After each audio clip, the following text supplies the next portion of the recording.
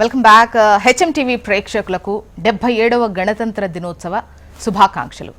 స్వాతంత్రం వచ్చింది, రాజ్యాంగం అమలులోకి వచ్చింది, 77 సంవత్సరాలు కంప్లీట్ చేసుకుంటున్నాం. ఈ క్రమంలో మన రాజ్యాంగంతో ఎన్నో మార్పులు చేర్పులు చోటు చేసుకున్నాయి. ఎంతో అభివృద్ధి సాధించాం, ఇంకా సాధించాల్సినటువంటి అవసరం ఉంది. అభివృద్ధి చెందుతున్న దేశంగానే ఉన్నాం. చెందినటువంటి దేశంగా మారాలంటే ఇంకా ఏ విధంగా ముందుకెళ్లాల్సినటువంటి అవసరం ఉంటుంది. రాజ్యాంగం అనేది మనకు ఎన్నో హక్కులను కల్పించింది, ఎన్నో బాధ్యతలను ఇచ్చింది. మరి వాటిని ఎంతవరకు మనం సక్రమంగా నిర్వర్తిస్తున్నాం? ముఖ్యంగా ఓవరాల్గా దేశాన్ని నడిపించేది పార్టీలు. ఈ పార్టీల వ్యవహార శైలి ఏ విధంగా ఉంది? రాజ్యాంగానికి సంబంధించి, పార్టీలకు సంబంధించి, ముఖ్యంగా పౌరులకు సంబంధించి మనం కాసేపు మాట్లాడుకుందాం. గెస్టులు కూడా సిద్ధంగా ఉన్నారు. అటు కాంగ్రెస్ నుంచి కాంగ్రెస్ అధికార ప్రతినిధి వెంకట్ నాయక్ గారు, నమస్తే అండి, వెల్కమ్ టు ద డిబేట్. అటు కర్నే అరవింద్ గారు, వీరు బీఆర్ఎస్ సీనియర్ నాయకులు, నమస్తే అండి, వెల్కమ్ టు ద డిబేట్. నమస్తే అండి. ముందుగా మీ ఇద్దరికి కూడా గణతంత్ర దినోత్సవ శుభాకాంక్షలు అండి. Thank you. వెంకట్ నాయక్ గారు, గణతంత్ర దినోత్సవం సందర్భంగా డెఫినెట్గా ఎక్కువ సంవత్సరాలు పాలించిన, దశాబ్దాల కాలం పాలించినటువంటి పార్టీగా కాంగ్రెస్ ఉంది. సో ఈ క్రమంలో స్వతంత్రం వచ్చిన తర్వాత, ఆ తర్వాత మనకు రాజ్యాంగం అమలులోకి వచ్చిన తర్వాత, ఇవాళ రాజ్యాంగం లిఖించబడ్డ అమల్లోకి వచ్చినటువంటి రోజును మనం జరుపుకుంటున్నాము. సో రాజ్యాంగం ప్రకారం మనకు ఎన్నో హక్కులు బాధ్యతలు వచ్చినటువంటి క్రమంలో ముఖ్యంగా దీన్ని ఉద్దేశించి మీరు ఏం మాట్లాడాలనుకుంటున్నారో మాట్లాడండి. మేడం, మీకు ప్యానెల్ పెద్దలకు నమస్కారం. నమస్తే. మీకు ప్యానెల్ పెద్దలకు, అదేవిధంగా హెచ్ఎంటీ ప్రేక్షకులకు ఈ దేశ ప్రజలకు గణతంత్ర దినోత్సవ శుభాకాంక్షలు.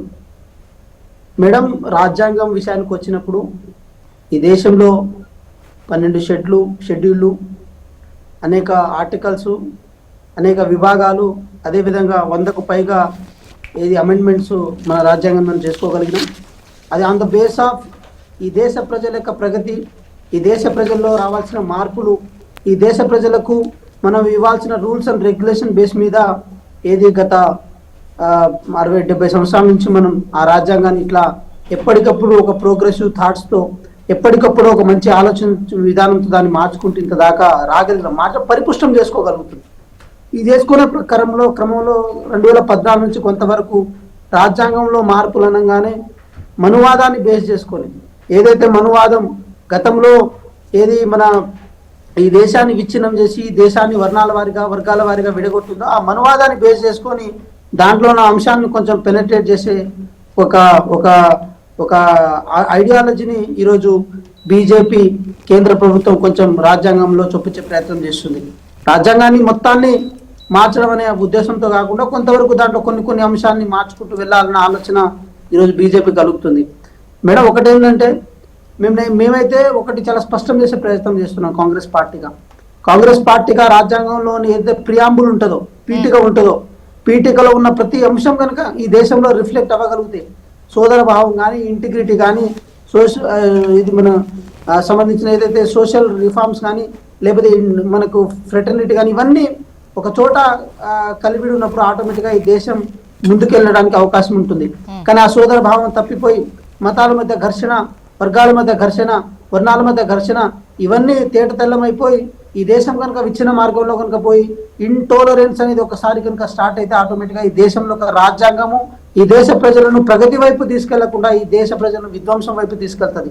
ఇది కేవలం కాంగ్రెస్ పార్టీగా, అదేవిధంగా చదువుకున్న చాలా మంది మేధావులుగా చాలా మందికి ఉన్న కన్సర్న్ మేడం. కాబట్టి ఈ దేశం, ఈ రాజ్యాంగం ఇలాగే వర్ధిల్లాలి. ఆ వర్ధిల్లడం ఏదైతే ఉందో ఆ సోదర భావం ఇలాగే కంటిన్యూ అవుతూ ముందుకెళ్ళాలి. ఈ రాజ్యాంగంలో ఏదైనా మార్పులు జరిగితే ఈ టెక్నాలజీ బేస్ చేసుకొని, లేకపోతే మిగతా ఏదైనా రంగాలను బేస్ చేసుకొని మార్పులు జరగాలి తప్ప ఈ రాజ్యాంగంలో ఉన్న ప్రధానమైన సారం ఏదైతే ఉందో ఆ సారాన్ని కనుక మనం మార్చే ప్రయత్నం కనుక చేస్తే మాత్రం ఆటోమేటిక్గా ఈ దేశము ఆ సెక్టేరియన్ కంట్రీస్ ఏదైతే ఉన్నాయో మొత్తం కంట్రీ లాగా మారడానికి అవకాశం ఉంటుంది. అదేవిధంగా ఈరోజు ఏదైతే మనకు శత్రువుగా ఉండి మన మీద ఎప్పుడు కాలు దూగుతున్న పాకిస్తాన్ లాంటి దేశానికి ఒక ప్రాపర్ రాజ్యాంగం ఉన్నా కూడా ప్రాపర్ వేలో ఇంప్లిమెంట్ కాదు మేడం. ప్రజాస్వామ్యబద్ధంగా అక్కడ పరిపాలన జరగదు.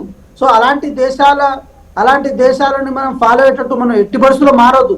మన ఆలోచన ఎప్పుడైనా సరే ఈ భారతదేశం యొక్క ప్రజాస్వామ్యం కానీ, భారతదేశం యొక్క రాజ్యం కానీ మిగతా ఈ 190 దేశాలకు ఒక దిక్సూచిగా రాజ్యాంగ ప్రస్తావన వచ్చినప్పుడు బీజేపీ రాజ్యాంగాన్ని రద్దు చేస్తుంది, వాళ్ళకు మెజారిటీ సీట్లుంటే రద్దు చేసేది, దీస్ కైండ్ ఆఫ్ ఆరోపణలు మీరు మాత్రమే చేస్తున్నట్టుగా అనిపిస్తోంది. అంటే ఎక్కడ అంటే రాజ్యాంగాన్ని రద్దు చేస్తాం, పూర్తిగా మారుస్తాం, ఈవెన్ సవరణ చేస్తామని కూడా వాళ్ళు చెప్పినటువంటి పరిస్థితి లేదు కదా మేడం. ఒకటి ఏంటంటే పీఠికలో 3 ప్రధానమైన వర్డ్స్ ఉంటాయి మేడం.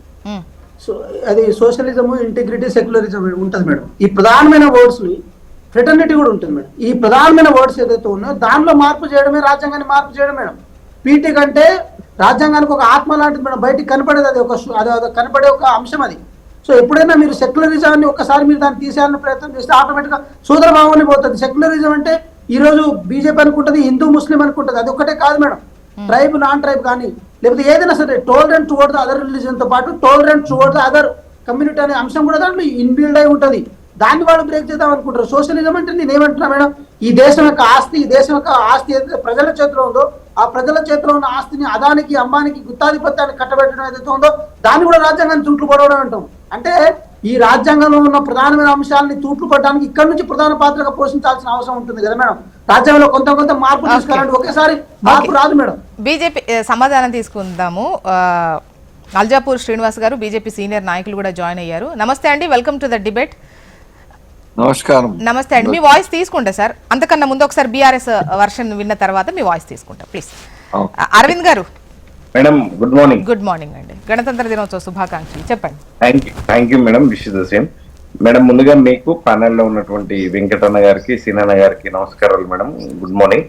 ముందుగా తెలంగాణ రాష్ట్ర ప్రజలందరికీ 77వ గణతంత్ర దినోత్సవ శుభాకాంక్షలు బీఆర్ఎస్ పార్టీ పక్షాన తెలియజేస్తూ, తెలంగాణ రాష్ట్రం కోసం నిరంతరం కొట్లాడినటువంటి సందర్భంలో రాజ్యాంగంలోని ఆర్టికల్ 3 బ్రహ్మాండంగా ఉపయోగపడి తెలంగాణ రాష్ట్ర సాధనకు, తెలంగాణ రాష్ట్రం కోసం ఆర్టికల్ 3 ఉపయోగపడ్డటువంటి సందర్భాన్ని ఈ సందర్భంగా గుర్తు చేసుకుంటున్నాం మేడం. స్వయం పాలనలో అనేక అభివృద్ధి సంక్షేమ కార్యక్రమాలు తెలంగాణ రాష్ట్రం స్వయం పాలనలో చేసుకున్నది. తెలంగాణ రాష్ట్రం ఏర్పడిన తర్వాత తెలంగాణ ప్రజలకు సంక్షేమం, అభివృద్ధి ధ్యేయంగా పనిచేసింది బీఆర్ఎస్ పార్టీ. గొప్ప మార్పుల్లోని మాత్రం తెలంగాణ రాష్ట్రం ఏర్పడ్డ తర్వాత బీఆర్ఎస్ పార్టీ హయాంలో గొప్ప మార్పులని తీసుకొని వచ్చింది తెలంగాణ రాష్ట్ర సమితి. అంతేకాకుండా ఇవాళ దేశ ప్రజలందరూ కూడా ఒక సమైక్యత భావంతో వర్ధిల్లాలి. అందరూ కూడా డాక్టర్ బిఆర్ అంబేద్కర్ గారు రూపొందించినటువంటి రాజ్యాంగంలో అనుసరిస్తూ మన రాష్ట్రంలో కూడా అదే రాజ్యాంగం అనుసరించాలని చెప్పి నేను మనస్ఫూర్తిగా కోరుకుంటున్నాం మేడం. దానికి సంబంధించి ఆ హక్కుల కోసం బీఆర్ఎస్ పార్టీ నిరంతరం కృషి చేస్తుంది అనేటువంటి విషయాన్ని కూడా నేను ఈ సందర్భంగా తెలియజేస్తున్నాను మేడం. ఓకే, శ్రీనివాస్ సార్, గణతంత్ర దినోత్సవ సందర్భంగా 2 మాటలు ఆయన, దాంతో పాటు రాజ్యాంగం గురించి ప్రస్తావిస్తూ వెంకట్ నాయక్ గారు చేసినటువంటి విమర్శలు బీజేపీని ఉద్దేశించి విన్నారు. సో దానికి సమాధానం ఈ రెండింటిపై మాట్లాడండి. థ్యాంక్ యూ అమ్మా. ఫస్ట్ ఆఫ్ ఆల్ మీకు, కో ప్యానలిస్ట్ కి, ప్రజలకందరూ కూడా, ప్రేక్షకులకు 77వ గణతంత్ర దినోత్సవం శుభ సందర్భాన శుభాకాంక్షలు. ఈ దేశం రాజ్యాంగం అమలుకి వచ్చి 76 సంవత్సరాలు కంప్లీట్ అయ్యి 77 సంవత్సరాలు ఆడింది. చాలా మార్పు ఇష్టం దేశంలో పరిస్థితి. రాజ్యాంగం మనం రచించుకున్నాం, దేశాన్ని ఇంటిగ్రిటీ, అలాగే సెక్యులరిజం, అలాగే ఐకమత్యం, ఇవన్నీ కూడాను కలగలిపి ప్రపంచంలోనే లార్జెస్ట్ డెమోక్రటిక్ కంట్రీగా ఇవాళ రాజ్యాంగం అమలవుతా ఉన్నది. కాబట్టి ఈ సందర్భంలో మళ్ళీ ఒక్కసారి ప్రతి 15 ఆగస్టుకు 26 జనవరికి ఇటువంటి ఒక్క విషయాల మీద చర్చించుకునే అవకాశం ఇటువంటి ఒక ఉత్సవాల సందర్భంగా, నేషనల్ ఫెస్టివల్ సందర్భంగా కలుపుతా ఉన్నారు. ఒకటి, దేశం కాంగ్రెస్ పార్టీ ఇప్పటికి కూడా రియలైజ్ కారవాడు అర్థం కావట్లేదా? ఇప్పటికీ భారతీయ జనతా పార్టీ మీద, మోదీ గారి సర్కార్ యొక్క పాలన మీద మాట్లాడుతూ ఉంటారు. ఇంటిగ్రిటీ గురించి పోల్చండి మీ యొక్క కాంగ్రెస్ హయాంలో. రాజ్యాంగ స్ఫూర్తి అని మాట్లాడినారు. ఇప్పుడు రాజ్యాంగం మార్చే ప్రయత్నంలో భారతీయ జనతా పార్టీ కేంద్ర సర్కారు అని చెప్పేసి మార్చింది ఎవరు? మీరు కాదా? మీ హయాంలో ఎన్నిసార్లు అమెండ్మెంట్ జరిగినాయి? మీ హయాంలో 76 జరిగినటువంటి ఒక మెయిన్ పీఠిక, రాజ్యాంగంలోని పీఠికని మార్చింది కాంగ్రెస్ పార్టీ కాదా? ఇందిరాగాంధీ గారు కాదా? మార్చింది ఎవరు? మేమా, మీరా?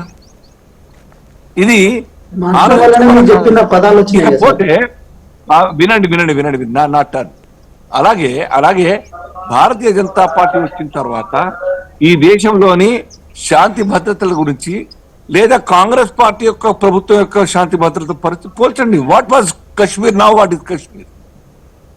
బంగాల్ ఏంది, లేకుంటే కేరళ ఏంది, మహారాష్ట్ర ఏంది శాంతి భద్రత గురించి? ఆ మార్పు కనబడతలేదా? ఇవాళ టెర్రరిజం ఏ రకంగా మనం వ్యానిష్ చేయగలుగుతున్నాం? కనబడతలేదు. మీ హయాంలో ఏముండే? సాక్షాత్తు కశ్మీర్ యొక్క ఉగ్రవాదులతో మీటింగ్ చేసినట్టు మీరు, చేతులు కలిపిన మీరు, హక్ చేసుకున్నటువంటి మీరు మాకు చెప్తారా? దేశం పట్ల ప్రతి ఒక్క పౌరునికి దేశభక్తి అవసరం. దేశభక్తి ఉన్నది అని చెప్పుకోవడం కాదు, దేశానికి అవసరమైన తీరులో పరిపాలన చేయాల్సిన బాధ్యత ప్రతి ఒక్క రాజకీయ నాయకుడిది, అధికారులది. ఆ ప్రధానమైనటువంటి విషయాన్ని విస్మరించి స్వార్థం కోసం, సీట్ల కోసం, ఓట్ల కోసం, అధికారం కోసం ఇష్టారాజ్యంగా వాడుకునే కాంగ్రెస్ పార్టీ అనే విషయం ప్రతి ఒక్కరికి అర్థమైంది. కాబట్టి ఇవాళ దేశ ప్రజలందరూ కూడా కాంగ్రెస్ పార్టీని ఒక ఉప ప్రాంతీయ పార్టీగా ట్రీట్ చేస్తా ఉన్నారు. ఇంకా 4 రోజులు అయితే 2 రాష్ట్రాలు 3 రాష్ట్రాలు కూడా అవుట్ అయిపోతుంది. ఉన్న ఒక్క కాంగ్రెస్ సర్కార్ కర్ణాటక పెద్ద రాష్ట్రం, అక్కడ ఏ రకంగా పాలిస్తా ఉన్నది కాంగ్రెస్ ప్రభుత్వం చూస్తున్నాం. ప్రజల మధ్యన ఏ రకంగా విడదీసి ఆ యొక్క తమాషా చూస్తున్న విషయం మనం చూస్తా ఉన్నాం. ఏ రకంగా హిందూ సమాజాన్ని చులకన చేస్తూ, హేళన చేస్తూ, ఆ యొక్క సంస్కృతిని ఏ రకంగా నాశనం చేసే ప్రయత్నం చేస్తూ, అవతల వైపు యొక్క సంఘ విద్రోహ శక్తులకు ఏ రకంగా మరి ఎంకరేజ్ చేస్తున్న సంగతి ఆ యొక్క రాష్ట్ర ప్రజలు చూస్తా ఉన్నారు. అర్థం చేసుకోండి, ఎవరైనా పోటీ పడాలి మంచి కోసం, కానీ విధ్వంసం కోసం, అశాంతి కోసం, అనైక్యత కోసం పోటీ పడదు ఎప్పుడు కూడా. కాంగ్రెస్ ఫెయిల్ అవుతుంది. అనైక్యత ముఖ్యంగా ఒక మతానికి సంబంధించి ఇంకో మతానికి సంబంధించి ఈ ప్రేరేపితమైనటువంటి ఇవి బీజేపీతోనే జరుగుతున్నాయని చెప్పేసి అటు కాంగ్రెస్ అంటోంది. అదే నాకు చూపించండి.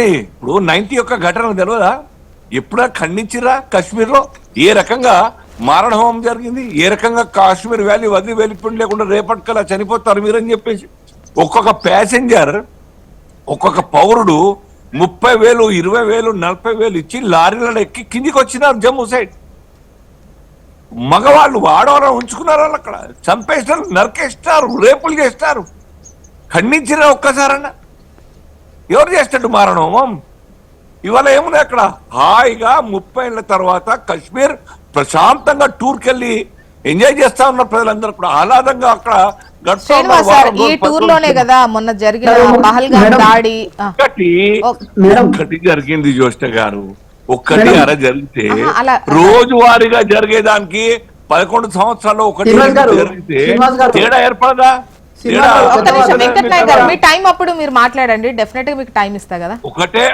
ఒక 2 ఇన్సిడెంట్ జరిగినంత మాత్రాన మేము దాన్ని లైట్ గా తీసుకుంటలేము, డెఫినెట్ గా సీరియస్ తీసుకున్నాం. అంటే రాజ్యాంగము అంటే మొదట్లో ఏ విధంగా లిఖించబడ్డదో అదే విధంగా కాకుండా కాలానుగుణంగా పరిస్థితుల ప్రకారం మనం కొన్ని సవరణలు, అమెండ్మెంట్స్ చేసుకుంటూ వస్తున్నాం, మార్చుకుంటూ వస్తున్నాం. తద్వారా ఓవరాల్ కావాల్సింది ఏంటి? దేశాభివృద్ధి, మన జీవన ప్రమాణాలు మెరుగుపడాలి, ఇదే కదా కాన్సెప్ట్. సో ఇటువంటి సందర్భాల్లో ఎవరైనా అంటే రాజ్యాంగాన్ని మార్చాలనో సవరణ అన్నటువంటి అంశం వచ్చినప్పుడు ఎందుకు దీన్ని ఒక పొలిటికల్ వేలో చూసి వాళ్ళని పెద్ద ఎత్తున అంటే రాజ్యాంగమే మార్చేస్తారా అన్నటువంటి విమర్శలు గతంలో కూడా మనం చూసాం. ఈవెన్ కేసీఆర్ గారు ఒకసారి మాట్లాడినప్పుడు కూడా సవరణ అన్నదాని వచ్చినప్పుడు మార్చుకోవాల్సిన అవసరం ఉంది, ప్రస్తుత పరిస్థితుల్లో కాస్త మారాల్సినటువంటి అవసరం ఉంది అన్నప్పుడు పెద్ద ఎత్తున రాజ్యాంగాన్ని తప్పుపడతారా, అంబేద్కర్ గారు ఆశయాల్ని తూట్లు పొడుస్తారా అన్న విధంగా చూసాం. అంటే సవరణలు జరుగుతూనే ఉంటాయి. ఎవరైనా మాట్లాడినప్పుడు దీస్ కైండ్ ఆఫ్ విమర్శలను ఎట్లా చూడాలి? అదే సందర్భానుసారంగా కాలానుగుణంగా అవసరాన్ని బట్టి మార్పుకు భారతీయ జనతా పార్టీ స్వాగతిస్తుంది. మేము కూడా మార్చినాం. చాలా అనేక పార్టీలు, నాన్ ఎన్డీఏ పార్టీలు కూడా సమర్థించిన సందర్భాలు ఉండవచ్చు. మేము కూడా కాంగ్రెస్ పార్టీ అమెండ్మెంట్ కోసం మేము కూడా వెల్కమ్ చేసి ఉండవచ్చు. కొన్ని ఎంటైర్ రాజ్యాంగం మార్చేటువంటి అవకాశం లేదు, మార్చదు కూడాను. అది భారతీయ జనతా పార్టీ నమ్ముతున్నది, ప్రపంచమే ఒప్పుకుంటుంది కదా గారు. The largest and successful democratic country which depends upon constitution of India, దాని ఆధారంగా నడుపుతున్న సంగతి ప్రపంచం మెచ్చుకుంటా ఉన్నది. దేని బేస్ చేసుకొని నడుపుతున్నాం మనం? మన రాజ్యాంగం.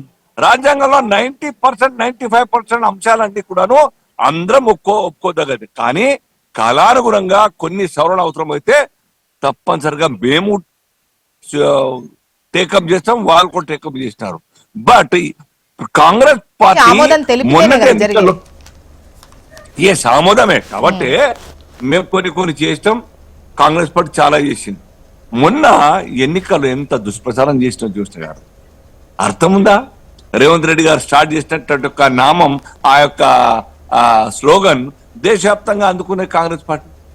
రాజ్యాంగం మార్చేస్తారు బీజేపీ అధికారానికి వస్తే, రిజర్వేషన్ తీసేస్తారు బీజేపీ అధికారానికి వస్తే. విచిత్రమైన ఒక దుష్ప్రచారం చేసి మమ్మల్ని నష్టపరిచే ప్రయత్నం చేసినారు. మీరు ఎన్ని అబద్ధపు మాటలు బేస్లెస్ ఆరోపణలు చేసినా ప్రజలు నమ్మలేదు, మళ్ళీ మాకే పట్టం కట్టినారు. కాబట్టి మా యొక్క బాధ్యత, విద్యుక్త ధర్మంగా మేము యొక్క దేశాన్ని పాలిస్తున్నాం. మోదీ గారు సర్వసంగ పరిత్యాగిగా ఈ దేశాన్ని అన్ని రంగాల్లో ప్రపంచంలో నంబర్ 1 గా ఉంచాలన్న ఒక ప్రయత్నంతో నిన్న కూడా చెప్పినారు. నిన్న కూడా మన్ కీ బాత్ లో చెప్పినారు మోడీ గారు. ప్రపంచంలో పోటీ పడుతూ మేము ముందుకు పోతున్నాం, స్టార్ట్అప్ ఏ రకంగా దేశంలో మరి ముందుకు పోతా ఉన్నాయి, దాని కారణంగా ఎకానమీ ఎంత స్ట్రెంత్ అవుతున్న విషయం చెప్పినారు. అర్థం చేసుకొని మంచి విషయాలకు సమర్థించి అలవాటు చేసుకొని, లేకుంటే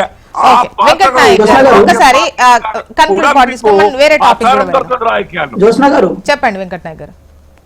జ్యోత్స్న గారి విషయం ఏంటంటే, వాళ్ళకి మ్యాండేట్ ఇచ్చింది చంద్రబాబు నాయుడు గారికి, నితీష్ కుమార్ గారికి అండి. వారి మ్యాండేట్ తో ఈ రోజు నరేంద్ర మోడీ గారు ప్రధానమంత్రి అయి ఉన్నారు. ఆ విషయం వారికి కూడా తెలుసు. నేను ఏమంటున్నా అంటే, జ్యోత్స్న గారు చరిత్రలో హీనమైపోయిన కొన్ని ప్రధానమైన పథకాలు వారు ఇంటర్నల్ గా తీసుకొచ్చిన కొన్ని చెప్తున్నా. ఎంజీ నరేగా కానీ, కేంద్ర ఫసల్ బీమా యోజన కానీ, ప్రధానమంత్రి సడక్ యోజన కానీ, ప్రధానమంత్రి ఆవాస్ యోజన కానీ, లేకపోతే మిడ్ డే మీల్స్ కానీ, లేకపోతే ఐసిడిఎస్ కానీ, ఇవన్నీ పథకాల్లో కేంద్ర ప్రభుత్వం యొక్క వాటా 90% ఉండి రాష్ట్ర ప్రభుత్వం యొక్క వాటా 10% ఉండేది. కానీ ఇప్పుడు వారు ఏం చేశారంటే, కేంద్ర ప్రభుత్వం 60% ఉండి రాష్ట్ర ప్రభుత్వం మీద 40% భారాన్ని మోపి ఈ రోజు రాజ్యాంగ మార్పు అంటే ఇవన్నీ ఫెడరల్ స్ట్రక్చర్ లో భాగం కదా మేడం. ఫెడరల్ స్ట్రక్చర్ అంటే ఏంటి మేడం?